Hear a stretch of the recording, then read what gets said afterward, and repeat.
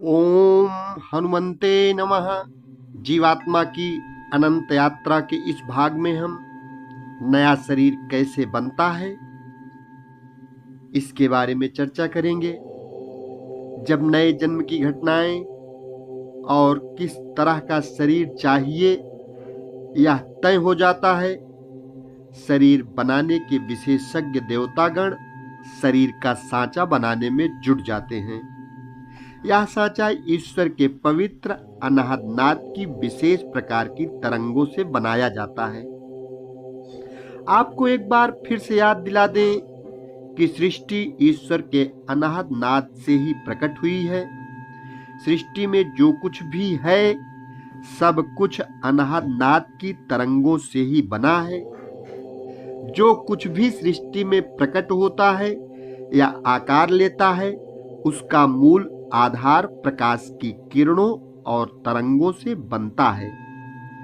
उनका स्रोत ईश्वर का अलौकिक संगीत, ध्वनि, अनाहत नाद ही है। प्रत्येक आत्मा अपने आप में अनूठी और अनोखी होती है और उसकी अनाहत नाद की तरंगें और प्रकाश की लहरें भी अपने आप में विशेष ही होती हैं, सबसे अलग होती हैं। शरीर की कोशिकाओं की तरंगों में भी इस विशेषता का ध्यान रखा जाता है। प्रत्येक जीवात्मा हजारों जन्म लेती है, परंतु उसके दो शरीर कभी भी एक जैसे नहीं होते। अर्थात हर नए जन्म में हमारी तरंगें अपने आप में विशेष होती हैं और पिछले जन्मों की तुलना में बिल्कुल अलग होती हैं। हर शरीर की कोशिकाओं की अपनी अलग ही ऊर्जा और तरंगें होती हैं। उनमें समाविष्ट अनाहत नाद की तरंगें भी अलग ही प्रकार की होती हैं। बहुत ही रुचिकर तथ्य यह है कि जो कोशिकाएं हमारा शरीर बनाती हैं उनकी अपनी भी एक चेतना होती है। शरीर कोशिकाओं और चेतना के बनाने वाले और संचालन करने वाले विशेषज्ञ देवतागण भी होते हैं। आपको एक और भी महत्वपूर्ण तथ्य बताना चाहेंगे कि हमारे शरीर में हमारी जीवात्मा की ऊर्जा और तरंगों के साथ साथ कोशिकाओं की अपनी चेतना और तरंगों में भी बुद्धिमत्ता और समझदारी होती है। उसकी चेतना के कारण ही हमारी जीवात्मा और शरीर के बीच बहुत ही विकसित और उच्च श्रेणी की अलौकिक साझेदारी बनती रहती है। इसी उच्च कोट की अलौकिक साझेदारी और सहयोग के कारण ही पृथ्वी पर जीवन संभव हुआ है। हमारा शरीर सृष्टि व अस्तित्व का हम पर एक ऋण भी है और एक उपकार भी है।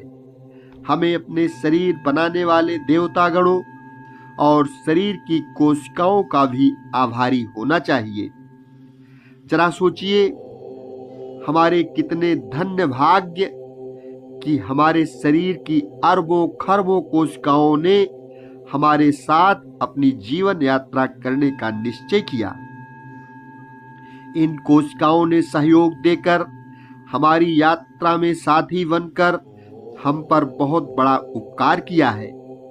इन्हीं कोशिकाओं के सहयोग से हम जीवात्मा अपने परम लक्ष्य को प्राप्त करते हैं। ईश्वर व अस्तित्व ने हम पर बहुत बड़ा उपकार किया है।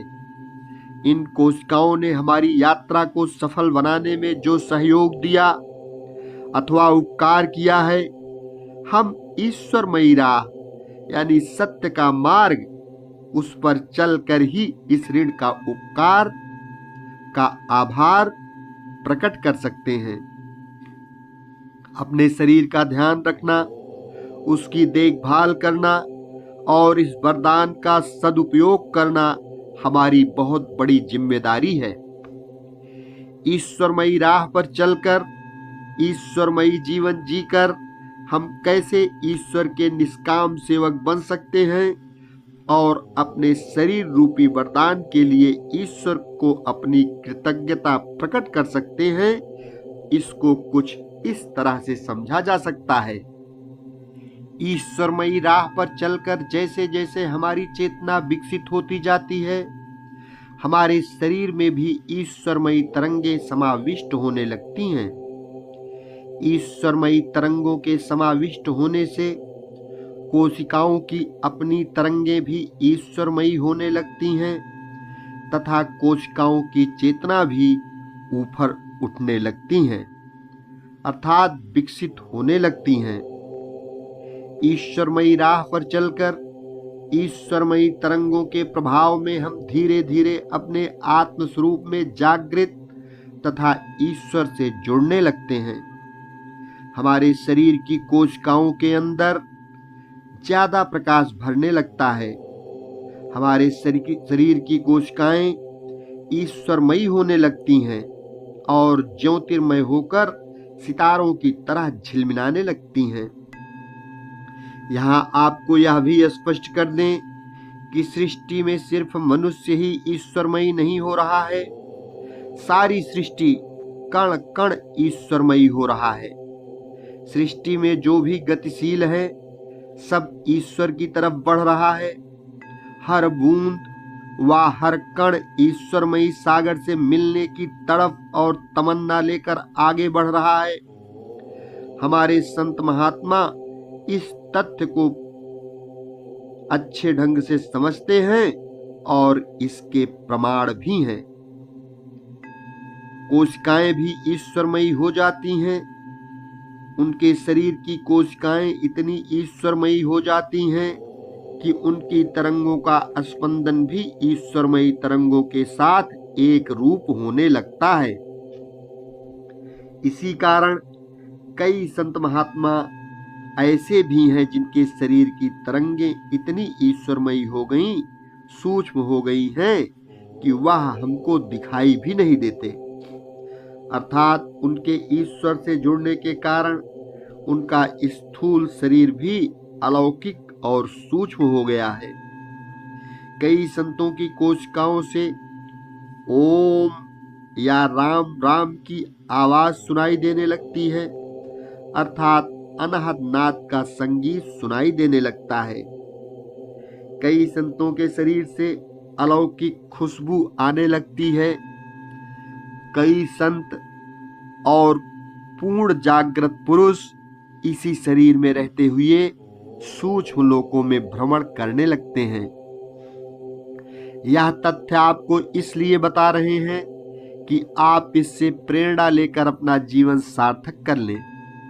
आपको पता चल जाए कि अगर हम ईश्वरमयी राह पर चलें तो हमारे अंदर सारी छुपी हुई संभावनाएं प्रत्यक्ष रूप से घट सकती हैं। शरीर का महत्व जानने के बाद चलिए अब शरीर बनने की प्रक्रिया को आगे बढ़ाते हैं। नए शरीर का प्रकाशमय सांचा और रूप रेखा बन जाने के बाद उसमें सारे ऊर्जा चक्र यानी ऊर्जा केंद्र रचे जाते हैं। यह ऊर्जा केंद्र जहां हमारी रीढ़ की हड्डी होती है वहां कुछ विशेष स्थानों पर होते हैं। इन्हीं ऊर्जा चक्रों से शरीर में प्राणों की ऊर्जा संचालन करने के लिए बहुत ही सूक्ष्म और जटिल जाल बिछा हुआ है। वेदों में स्पष्ट रूप से लिखा हुआ है कि हमारे शरीर में 72,000 सूक्ष्म नाड़ियां हैं जिनसे ऊर्जा शरीर के कण कण में बहती है। यह ऊर्जा केंद्र हर शरीर में अलग अलग विकसित स्थिति में होते हैं। इन चक्रों में जीवात्मा ने पिछले जन्मों से अब तक जितना विकास किया उसी की तरंगों को समाविष्ट किया जाता है। नए जीवन की यात्रा आध्यात्मिक विकास के उसी चरण से शुरू होती है जहां से हमने अपने सबसे आखिरी जन्म में छोड़ी थी। हमारे ऊर्जा चक्र हर जन्म में अलग अलग विकास को प्राप्त करते हैं। किसी के भी चक्रों को देखकर यह समझा जा सकता है कि वह अभी अपने अहम से कितना जुड़ा है, उसकी क्या क्या कमजोरियां हैं, उसके गुण क्या हैं, हम ईश्वर से कितना जुड़े हैं और अपने आत्म स्वरूप में कितना जागृत हैं। यह सब भी चक्रों के अध्ययन से पता चल जाता है। पिछले जन्म की चेतना अवस्था, यादें, सूक्ष्म शरीरों की विकास अवस्था, सब सूक्ष्म रूप में मृत्यु के बाद हमारे साथ ही जाता है। देवतागण इन्हीं सूक्ष्म तरंगों को हमारे नए सूक्ष्म तरंगों के शरीर के अंदर समाविष्ट कर देते हैं। आत्मा को जो अनुभव करने हैं, कर्मों के लेखे जोखे, कितनी ऊर्जा चाहिए आदि सूक्ष्म शरीर में समाविष्ट कर देते हैं। हर शरीर की अपनी शक्ति होती है। कोई अंग 100% काम करता है, कोई अंग कम काम करता है। कुछ अंग जन्म से ही कमजोर होते हैं। कुछ लोग आंतरिक कमजोरियों के कारण जन्म से ही अक्सर बीमार रहते हैं। कुछ लोगों का शरीर बहुत मजबूत और शक्तिशाली होता है। यह सब जीवात्मा को जो अनुभव करने हैं, उसके नए जन्म के उद्देश्य को सफल बनाने के लिए किन चुनौतियों का सामना करना है, ऐसे बहुत सारे पहलू हैं जिनके आधार पर यह सब निश्चित किया जाता है। यहाँ जो भी हम बता रहे हैं उसका मतलब सिर्फ यही है कि बीमारी और जीवन के हर पहलू में जो कुछ भी होता है वह सब बहुआयामी है। हर बात के कई कारण तथा पहलू हैं। जीवन की किसी भी घटना को सिर्फ एक पहलू से देखना अज्ञानता है। हमें ईश्वर ने आत्मा रूप में प्रकट किया है, विवेक व शक्ति तथा बुद्धि दी है, भावनाएं दी हैं। जीवन की हर घटना को हजारों दृष्टिकोणों से देखने समझने की शक्ति दी है। इसीलिए किसी एक दृष्टिकोण में अपने को कैद नहीं करना चाहिए। आत्मज्ञान, ज्ञान, विज्ञान, हृदय की शक्तियां सब हमारे अंदर ही रखी हैं। हमें उनको विकसित करना चाहिए तथा उनका सदुपयोग करके ईश्वरमयी राह, दया, प्यार और सत्य के मार्ग पर चलना चाहिए। इसके अतिरिक्त कल्याण का कोई मार्ग नहीं है। हम अंधेरे में चलें और गिर जाएं और कहें कि हमारी तकदीर ही खराब है, तो यह अज्ञानता है। ईश्वर ने हमें बुद्धि भी दी है। खुले दिमाग के लोगों ने अपनी बुद्धि का सदुपयोग करके बिजली भी बना दिया है।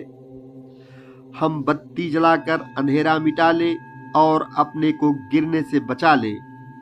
कम से कम इतना तो कर ही सकते हैं।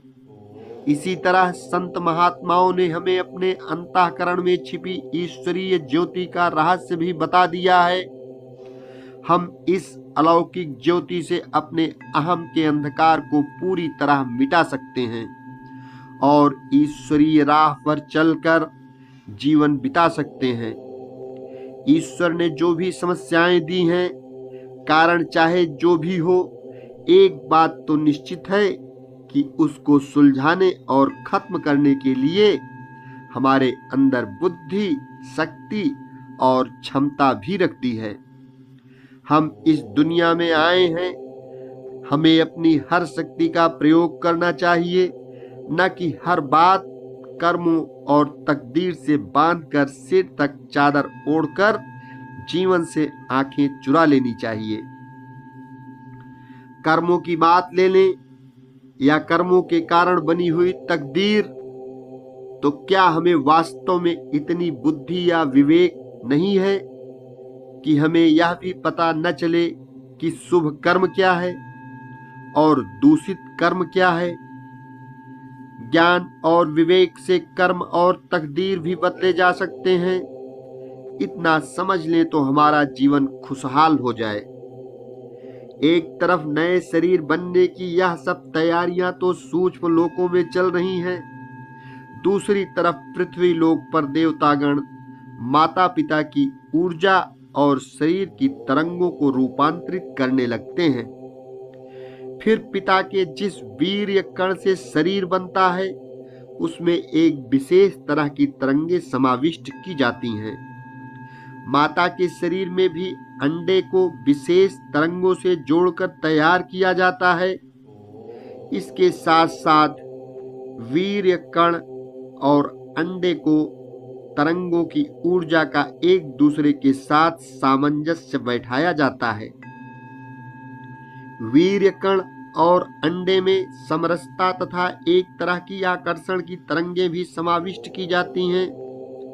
इसमें पिता का वह वीर्य कण जिसे बच्चे का शरीर बनने में सहायता करनी है, अंडे की तरफ आसानी से अपने आप ही खींचा चला जाता है। दोनों की ऊर्जा और तरंगों में सामंजस्य बिठाने के कारण ही गर्भ बैठ पाता है।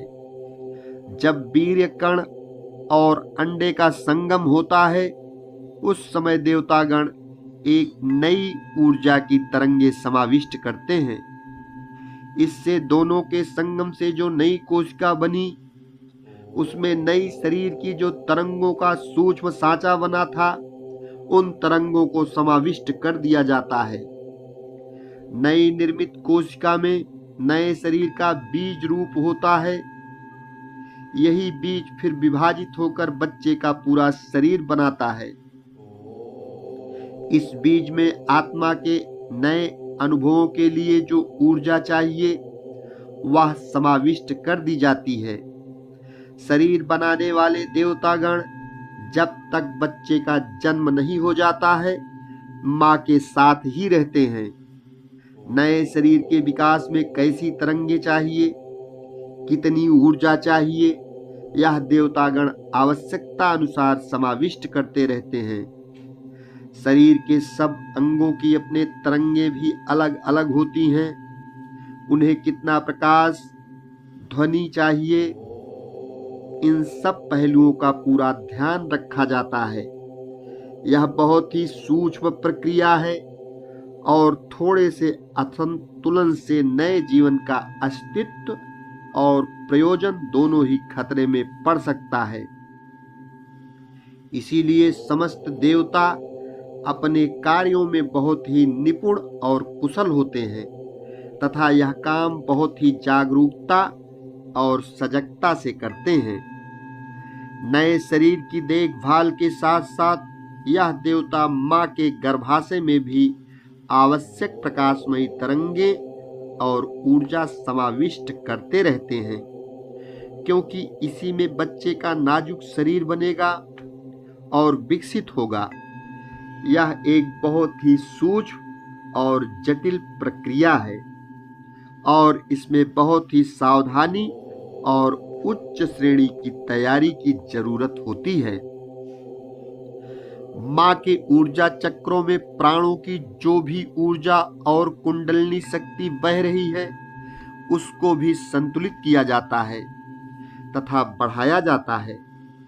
साथ ही साथ चक्रों की क्रियाशीलता को भी संतुलित किया जाता है और आवश्यकता अनुसार उनको पहले से ज्यादा सक्रिय किया जाता है।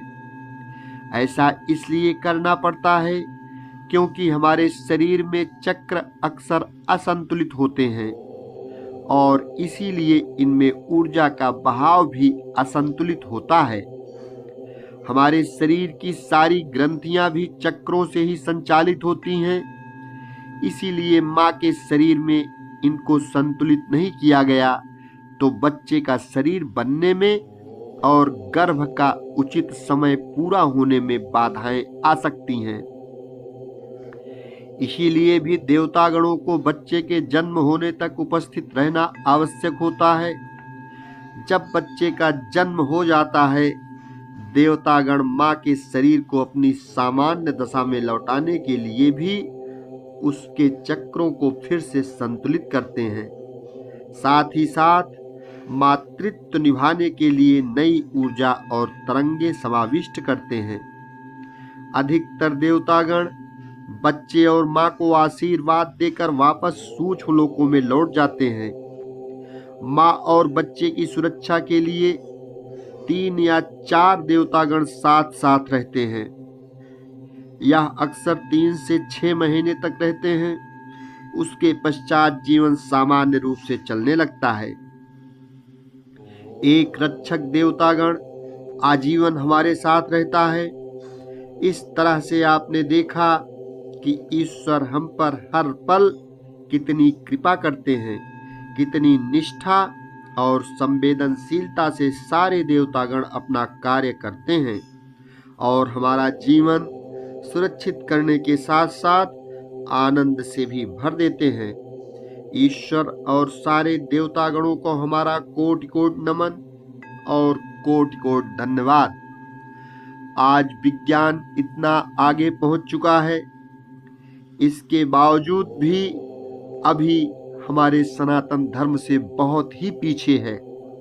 बच्चा जैसे पैदा होता है, जिस समय पैदा होता है, नक्षत्र और समय के अनुसार उसी समय की कुंडली से उसका पूरा जीवन हमारे सनातन धर्मी कुंडली के रूप में प्रस्तुत करते हैं और बता देते हैं। यहीं से कुंडली का निर्माण भी होता है। अब इसके आगे हम जीवात्मा नए शरीर में कब प्रवेश करती है, इसके बारे में चर्चा करेंगे। जब नए जन्म की सारी घटनाएं एवं सारे सहयोगी कलाकार और नया शरीर कैसे होगा यह सब तय हो जाता है, तब जन्म और गर्भ में स्थापित होने का समय भी निश्चित कर दिया जाता है। यह सब भी ईश्वर के देवतागण, जीवात्मा के साथ जुड़े रक्षक, गुरुजन, सारे विशेषज्ञ, शरीर बनाने वाले गुरुजन, शरीर की देखभाल तथा पालन पोषण करने वाले देवतागण आपस में विचार विमर्श करके निश्चित करते हैं। पृथ्वी पर अपने होने वाले माता पिता से तो पहले से ही तय होता है, फिर भी माँ के गर्भवती होने के 3-4 महीने पहले से ही नया जन्म लेने वाली जीवात्मा संपर्क करना शुरू कर देती है। यह अधिकतर सपनों में ही होता है या फिर माता पिता की गहरी नींद के दौरान जीवात्मा स्वरूप में सूक्ष्म लोकों में जाकर अपने घर में जन्म लेने वाली जीवात्मा से मिलते हैं। यहाँ यह समझ लेना जरूरी है कि गहरी नींद के वक्त सूक्ष्म लोकों में जाकर अपने रिश्तेदारों से मिलना एक सामान्य घटना है। हम सब स्वाभाविक रूप से सूक्ष्म लोकों में जाकर अपने रिश्तेदारों से मिलते रहते हैं। जब जीवात्मा की पृथ्वी पर भौतिक शरीर में जन्म लेने की व्यवस्था हो जाती है, तब माता पिता के साथ इसका मिलना बहुत अनिवार्य और महत्वपूर्ण हो जाता है। इस तरह मिलने जुलने से इन सब जीवात्माओं में अपनी आपसी प्रेम और सहानुभूति और भी ज्यादा बढ़ जाती है। इस तरह इन सबको अपने जीवन में आने वाली घटनाओं का पहले से ज्ञान हो जाता है। इससे आने वाली घटनाओं को समझने में और एक दूसरे की सहायता करने में आसानी होती है। अगर आने वाली घटनाओं के संबंध में कोई दुविधा, डर या परेशानी महसूस हो तो उसको देवतागण, गुरु, रक्षक और सहायक सब मिलकर इन जीवात्माओं का मार्गदर्शन करते हैं। अगर कोई भी जीवात्मा कहती है कि यह काम या भूमिका हमारे लिए मुश्किल है, हमसे हो नहीं पाएगा, तो उसको सूक्ष्म लोकों में सहायता दी जाती है कि किस तरह से वह अपनी भूमिका बिना किसी डर के निभाने में सफल हो सकती है। इसके अलावा उनके जीवन में जब वह घटना घटित होगी उस समय भी सहायता दी जाएगी, ऐसा आश्वासन दिया जाता है। उनको समझाया जाता है कि किसी न किसी जन्म में तो इनको ये विशेष आत्मज्ञान जीवन में उतारना ही होगा। तो जब सब कुछ निश्चित हो चुका है तो उन्हें एक कोशिश अथवा प्रयास तो करना ही चाहिए। इसी में उसकी भलाई है। गर्भ में उतरने से पहले मिलते रहने से एक और भी लाभ होता है। माता पिता की मनोवृत्ति को भी नए जीवन की तैयारी और उसके साथ सामंजस्य बैठाने में सहायता मिलती है। सबसे पहला बच्चा तो माता पिता दोनों के जीवन का बहुत ही बड़ा और महत्वपूर्ण चरण है। यहाँ से माता पिता का भी एक तरह से नया जन्म होता है। लेकिन बच्चे चाहे जितना भी हो, माता का गर्भवती होना, बच्चे का जन्म एक नई चेतना, ऊर्जा व एक नई तरह की जिंदगी की घटनाओं की शुरुआत का वक्त होता है। इसके लिए माता पिता की मनोवृत्ति को नई परिस्थितियों के लिए अपने आप को तैयार करना बहुत अनिवार्य होता है। इसके लिए ईश्वर के कई सेवक, देवतागण या विकसित जीवात्माएं जो ईश्वर की सेवा का कार्य करती हैं, निर्धारित की जाती हैं। इसके अलावा माता पिता के अपने रक्षक और गुरु देवतागण, आने वाले बच्चे के रक्षक और गुरु देवतागण सब मिलजुल कर माता पिता की सहायता करते हैं। माता पिता की ऊर्जा और तरंगों को नए बच्चे की तरंगों के आधार पर रूपांतरित किया जाता है। इससे स्पष्ट है कि हम सब पर ईश्वर की असीम कृपा है। हमें जीवन की हर घटना, परिस्थिति के लिए पूरी तरह से तैयार किया जाता है। इतना ही नहीं, हमारी बदलती हुई चेतन अवस्था के अनुसार कदम कदम पर हमारी पूरी सहायता भी की जाती है। इतना याद रखना जरूरी है और सबको याद रखना चाहिए कि अगर ईश्वर के यह निष्काम सेवक दृश्य और अदृश्य रूप से हमारी इतनी सहायता न करें, तो हम जिन घटनाओं को आज बहुत छोटा समझते हैं, हम वह भी ईश्वरमयी तरीके से न जी पाए। मां के गर्भवती होने से लेकर बच्चे का जन्म होने तक जीवात्मा किसी भी समय अपने शरीर में प्रवेश कर सकती है। इसको यह स्वतंत्रता अस्तित्व की तरफ से मिली है।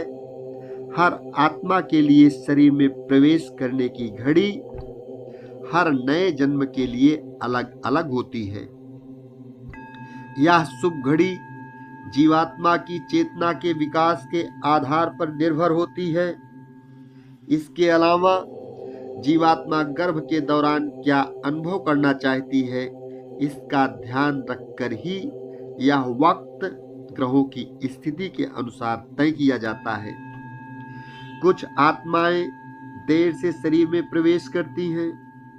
उदाहरण के लिए मान लीजिए कि जन्म लेने वाली जीवात्मा बहुत ही विकसित हो चुकी है और साथ ही इस परिस्थिति में जो कुछ भी सीखा जा सकता है वह अपने पिछले कई जन्मों से सीख चुकी है। तो ऐसी जीवात्मा नए शरीर में अक्सर देर से ही प्रवेश करती है। ऐसा इसलिए होता है क्योंकि यह जीवात्माएं सूक्ष्म लोकों में बहुत महत्वपूर्ण कार्य कर रही होती हैं और साथ ही विशेष कलाओं को सीखने और निखारने के कार्य में भी बहुत व्यस्त होती हैं।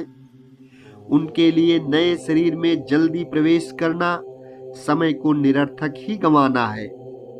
इसीलिए वह वहीं अपना समय व्यतीत करती हैं जहां अपनी ऊर्जा और समय का सदुपयोग कर सकें।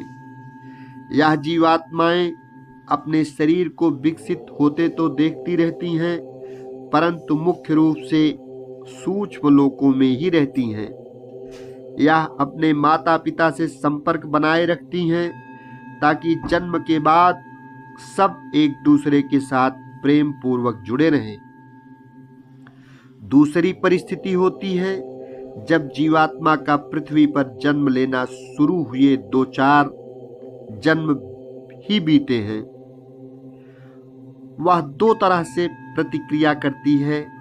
कुछ जीवात्माएं तो पृथ्वी पर जन्म लेने के लिए बहुत उत्साहित नहीं होती, अर्थात बहुत डरती हैं। नई जीवात्माएं मां के गर्भ में रहने से बहुत घबराती हैं। गर्भ उन्हें अंधकारमयी छोटी सी काल कोठरी की तरह लगता है। शरीर भी बहुत छोटा व अविकसित होता है। उसको शरीर से न तो कोई लगाव होता है, न ही शरीर से अभी उसे अपनी पहचान के अनुरूप दिखता है। जीवात्मा ने अभी तक सूक्ष्म लोकों में ही ज्यादा समय बिताया है। वह स्वतंत्र है।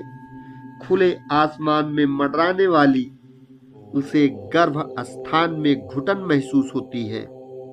उसके चारों तरफ पानी की आवाजें, गहरा अंधेरा, माँ के शरीर की तरह तरह की आवाजें, यह सब उसे अच्छा नहीं लगता है। माँ के भावनाओं की, विचारों की तरंगें, बाहर की दुनिया, तरंगें, मिलीजुली आवाजें, यह सब उसे बहुत ही डरावने और भयंकर लगते हैं। यह सब सोचकर वह जीवात्मा घबराती है। इसीलिए शरीर में तब तक प्रवेश नहीं करती जब तक बिल्कुल ही जरूरी न हो। अक्सर ये जीवात्माएं जन्म लेने से कुछ देर पहले ही नए शरीर में प्रवेश करती हैं। इसके अलावा इनके शरीर में देर से प्रवेश करने का एक और भी कारण होता है कि अब उनको अपने माता पिता से कोई मोह नहीं होता और न ही पुराने जन्मों के ज्यादा अनुभव होते हैं। इसीलिए उनको पुराने जन्मों की स्मृतियां भी माता पिता की तरफ नहीं खींचती हैं। जब जीवात्मा बहुत जल्दी अपने नए शरीर में प्रवेश करती है, इनमें पहला वर्ग तो वह जीवात्माएं हैं जो नई नई पृथ्वी पर उतरती हैं या अभी तक उनके सिर्फ 2-4 जन्म ही हुए हैं। एक वर्ग तो आप देख ही चुके हैं जो बहुत देर से प्रवेश करती है। इसी का दूसरा वर्ग है जो पृथ्वी पर जन्म लेने के लिए बहुत उत्साहित होती हैं। नया नया होने के कारण उनको पृथ्वी पर जीवन से जुड़ी हर बात में बहुत आनंद आता है। सब कुछ लुभावना और अच्छा लगता है। उन्हें सब जादू सा या चमत्कार लगता है। जैसे छोटे बच्चों को हर बात, हर चीज अच्छी और रुचिकर लगती है, वैसे ही इन नई जीवात्माओं का स्वभाव भी होता है। इसीलिए यह गर्भ ठहरते ही माँ और पिता के आसपास मंडराती रहती हैं। अभी शरीर में तो प्रवेश नहीं करती, क्योंकि शरीर अभी बहुत छोटा होता है तथा विकसित हो रहा है, अर्थात आकार नहीं लिया होता। लेकिन गर्भ में बहुत समय बिताती हैं। अपने नए शरीर को उत्सुकता और आश्चर्य से देखती रहती हैं। इनके माता पिता, भाई बहनों की दुनिया में जो कुछ भी होता रहता है उनमें रुचि लेती हैं। जीवात्मा की अनुभव शक्ति बहुत ही संवेदनशील और स्वतंत्र होती है। माँ की हर भावना व सुख दुख को समझती हैं। नए शरीर या गर्भस्थान में शुरू से साथ रहने के कारण एक और भी परिस्थिति जुड़ी है। वह जीवात्माएं जो पृथ्वी पर कई जन्म ले चुकी हैं, उनको पृथ्वी पर शरीर से और जीवन से बहुत मोह हो गया है। इनमें एक और भी वर्ग है जिसमें जीवात्मा का माता पिता, भाई बहनों के साथ या और भी रिश्तेदारों के साथ प्रेम का बहुत पुराना रिश्ता या संबंध है। इनको इनसे बहुत लगाव है और इसीलिए यह गर्भ ठहरते ही आसपास मंडराने लगती हैं। अपने प्रियजनों के साथ रहना इनको अच्छा लगता है। कुछ जीवात्माएं तो गर्भ ठहरने के भी 5-6 महीने पहले से ही आकर वहीं रहने लगती हैं। सूक्ष्म लोकों में बहुत कम समय व्यतीत करती हैं। एक और भी वर्ग जो इसके अंतर्गत आता है, जब जीवात्मा का पिछला शरीर किसी हादसे की वजह से छूट गया है, ऐसी जीवात्माएं नया जन्म बहुत जल्दी ले लेती हैं और आरंभ से ही गर्भ में या आसपास रहने लगती हैं और शरीर में जल्दी ही प्रवेश कर जाती हैं। सभी जीवात्माएं शुरू में तो शरीर को गर्भ में देखती रहती हैं, इस तरह से उनके साथ एक संबंध स्थापित करती हैं, परंतु शरीर बहुत छोटा होता है और विकसित भी नहीं होता, इसलिए उनमें व्यवहारिक रूप से प्रवेश नहीं करती हैं। 4-5 महीने के गर्भ में अधिकतर जीवात्माएं जिन्हें जल्दी प्रवेश करना होता है प्रवेश कर जाती हैं। इस समय तक शरीर आकार ले लेता है। इस समय प्रवेश करने से बढ़ते हुए शरीर के साथ सामंजस्य या संतुलन बैठाना आसान होता है। आत्मा जिस शरीर में प्रवेश कर रही है उसकी सारी कोशिकाओं में जीवात्मा को अपनी चेतना को समाविष्ट करना होता है और इस नए शरीर के साथ प्रेम तथा अपनेपन का रिश्ता बनाना होता है।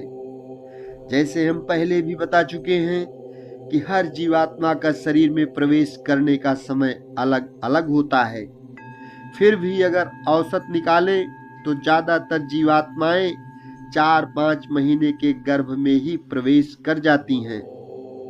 यही समय जीवात्माओं और शरीर में सामंजस्य बैठाने और उसके साथ एक स्वरूप प्रेममय रिश्ता बनाने के लिए सर्वोत्तम माना जाता है। ज्यादातर जीवात्माओं के लिए यह सुरक्षित, सुलझा और सरल रास्ता है। नए जीवन को शुरू करने का उचित समय पर शरीर में प्रवेश करने से आगे चलकर माता पिता और बच्चे के संबंध भी प्रेममयी होते हैं। कुछ आत्माएं जन्म से कुछ दिन पहले ही अपने शरीर में प्रवेश करती हैं, जबकि कुछ जीवात्माएं जन्म से सिर्फ कुछ घंटे पहले या जन्म के समय ही अपने शरीर में प्रवेश करती हैं, परंतु ऐसा कम ही होता है। जो जीवात्माएं शरीर में बहुत देर से प्रवेश करती हैं, ऐसे बच्चों को अपने माता पिता के साथ प्रेममयी रिश्ते बनाने में बहुत परेशानी होती है। ऐसी परिस्थितियों में माँ बाप और बच्चे के एक दूसरे को समझने में कई दिक्कतों का सामना करना पड़ता है। इतना ही नहीं, प्यार की डोर कमजोर होने के कारण बच्चे अपने माता पिता के अच्छे संस्कार भी नहीं सीख पाते हैं। इस जन्म में इन्हें प्यार के जो भी रिश्ते बनाने थे उनमें भी इनको सफलता नहीं मिल पाती है।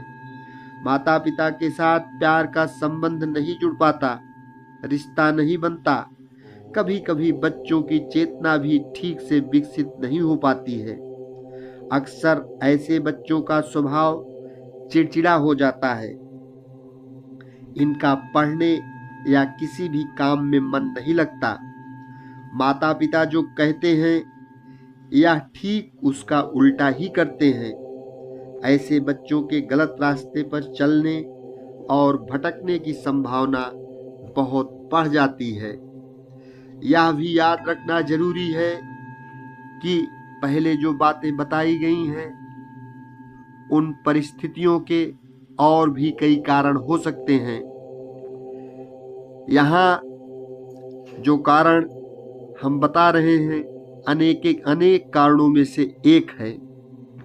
विकसित आत्माओं के साथ यह समस्याएं नहीं होती हैं। ऐसी परिस्थिति में गर्भ की पूरी यात्रा के दौरान सूक्ष्म लोकों में इनके रिश्तेदार और सहायक रक्षक और गुरु देवतागण इन सबको प्यार से समझाते हैं।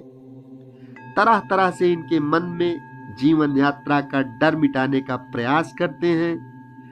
जन्म लेने के बाद भी सब देवतागण इनकी सहायता करते रहते हैं और कोशिश करते हैं कि माता पिता के साथ इनका रिश्ता प्रेममय हो जाए। साथ ही साथ सूक्ष्म लोकों की यात्रा के दौरान यह सारे सहायक देवतागण और रिश्तेदार इन्हें जरूरी संस्कार सूक्ष्म लोकों में ले जाकर भी सिखाते हैं। यहाँ एक बात और स्पष्ट कर दें कि 6 साल की उम्र तक बच्चे सूक्ष्म लोकों में काफी समय बिताते हैं, इसीलिए इनको वहां पर भी सहायता मिल जाती है। क्या जीवात्मा नया जीवन लेने का निर्णय बदल सकती है?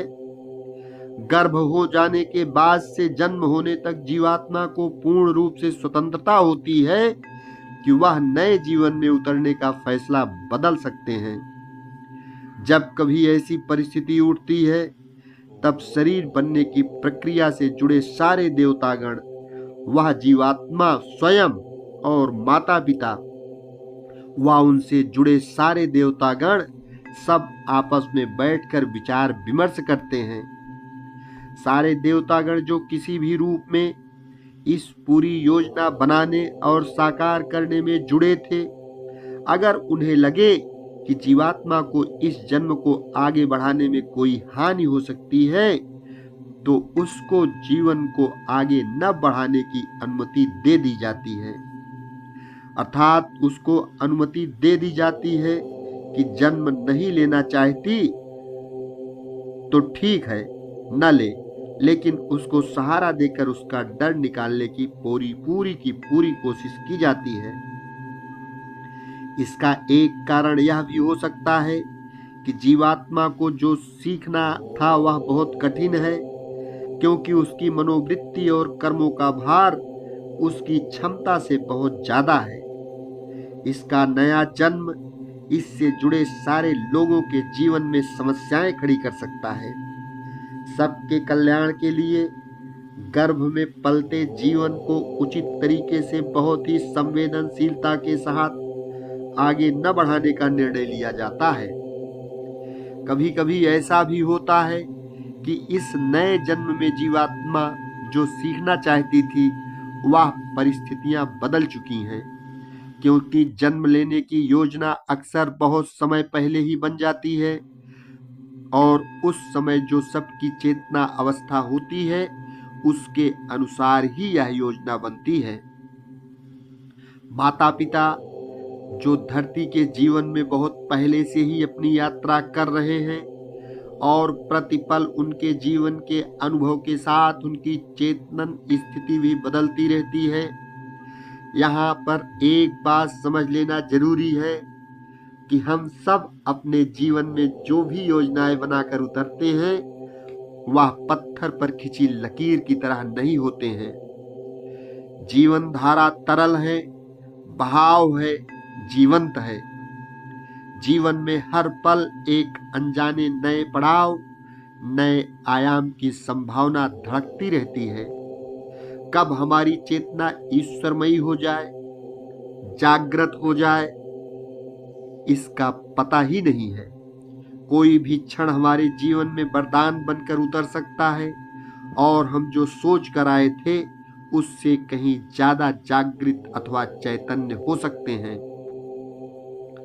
जो भी हमारे जीवन में घटता है वह सिर्फ हमारे पिछले जन्मों के कर्मों पर निर्भर नहीं होता, उससे भी कहीं ज्यादा महत्वपूर्ण है कि जो घटनाएं हमारे जीवन में घटित हो रही हैं, हम उनका सामना आज अभी किस तरह से कर रहे हैं।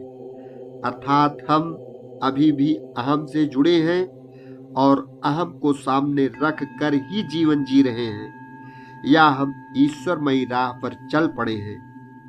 ईश्वरमयी राह यानी आज की हमारी ईश्वरमयी भावनाएं, विचार, कर्म, ईश्वर के प्रति भक्ति और प्रेम हमारे प्रारब्ध के कर्मों का फल भी कम कर देती हैं और संचित कर्म भी काट देती हैं।